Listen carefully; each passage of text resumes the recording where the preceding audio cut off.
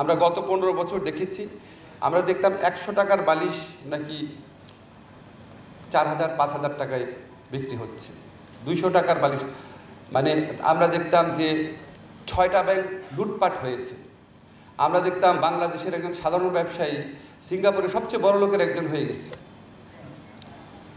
আমরা দেখতাম ক্যাসিনো ব্যবসা করে ঢাকা ইউনিভার্সিটি ক্যাম্পাসে একসময় ছিনতাইকারী হিসাবে পরিচিত এক লোক 1000 কোটি টাকার মালিক হয়ে গেছে। আমরা দেখতাম একটা বেহায়া প্রধানমন্ত্রী, তার পিয়ন 400 কোটি টাকার মালিক হয়েছে, এটা হাসতে হাসতে জাতির সামনে বলছে। আমরা টেলিভিশন চ্যানেলে প্রোগ্রাম করতে যেতাম, আওয়ামী লীগের কোনো নেতার সাথে দেখা হলে বলতো আপা তো আসলে কিছু করতে পারে না, ওনার ছোট বোনের জন্য। কি মানে বোনের প্রতি কি মায়া, বোন চোর দেখে উনি কিছু করতে পারে না। আওয়ামী লীগের নেত্রী আমাদের বলতো, আপনাদের বলতো না, শুনেন নাই কখনো? বোন করে, আসলে উনি করে না।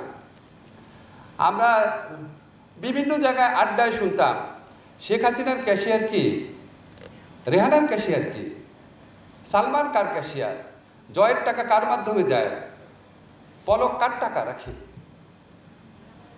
শুনতেন না? শুনেন নাই? কেউ আছেন একজন শুনেন নাই? আছেন? একজনও আছেন যে শুনেন নাই? দুদক তো ছিল, উচ্চ আদালত তো ছিল, কোনো বিচার হয়েছে?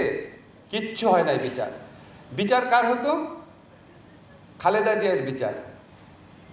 3 কোটি টাকা একটা জায়গায় রেখেছে প্রক্রিয়াগত ভুলের জন্য, একটা টাকা সেখান থেকে কেউ আত্মসাৎ করে নাই। আত্মসাৎ মানে ভোগ করা করেছিল। 3 কোটি টাকা ব্যাংকে থেকে 6 কোটি টাকা হয়েছে, ওই টাকা কেউ টাচ করে নাই। সেই জন্য 3 বারের সাবেক প্রধানমন্ত্রীকে 10 বছরের জেল দিয়ে দিয়েছে এই দেশের দুদক বিচার বিভাগ মিলে। আর সেই চোর প্রধানমন্ত্রী, যার পুরা পরিবার ছিল চোর, সে সারা দেশে বলে বেড়াতো এতিমের টাকা নাকি খালেদা জিয়া আত্মসাৎ করেছে। এই চোরের মুখের সামনে কেউ কোনো কথা বলতে পারতো না। দুদক তার দাসে পরিণত হয়েছিল, বিচার বিভাগ তার দাসে পরিণত হয়েছিল। তো একটা দেশে এরকম একটা পরিস্থিতিতে আপনারা অনেকে কাজ করতে পারেন নাই, অনেক এক্সকিউজ দিতে পারেন, তার মধ্যেও কেউ কেউ কাজ করার চেষ্টা করেছেন। এখন তো সেই পরিবেশ নাই। এখন কি আপনাদেরকে কেউ বলে যে এই চোরের বিরুদ্ধে কেউ মামলা করে না? কেউ আপনাদের তদবির করেছে কোনোদিন? কোনো উপদেষ্টার থেকে ফোন পেয়েছেন? কেউ বলেছে আপনাদের?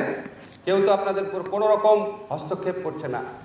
এখন সেগুলি বিচার করেন, তদন্ত করেন, প্রমাণ করেন যে আপনারা আসলে ভালো পরিবেশ পেলে ভালো কাজ করতে পারেন।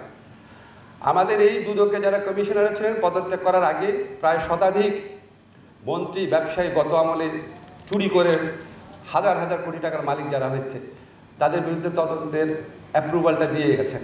এখন তদন্ত করেন। এখন তদন্ত করার ক্ষেত্রে কোনো সমস্যা আছে? করে আপনারা দেখান যে আপনাদের হৃদয়ও ওইরকম ওদের দ্বারা পলিউটেড হয় নাই, ভালো পরিবেশ পেলে আপনারা কাজ করতে পারেন, এটা দেখান।